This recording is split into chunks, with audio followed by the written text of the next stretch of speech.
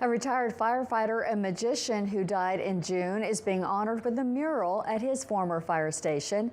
Harold B. Batie retired as a firefighter in 2002 and took on the role Magician B. Magic before his death. Released Reentry, a program to engage youth who were impacted by the justice system, started this mural through the One Nation, One Project grant opportunity. The Creating Calm mural, painted by artist Turbado Marabou, depicts Batie's love for magic and his impact on the community. The vision that you see is of collaboration, is of celebration, of art, of well-being, and that's really, the core of what One Nation, One Project is to increase the art and cultural engagement of youth to positively impact their well-being and decrease gun violence. The art piece will be on display at Fire Station 4, located off of 36th Street, where Batie mostly worked during his time as a first responder.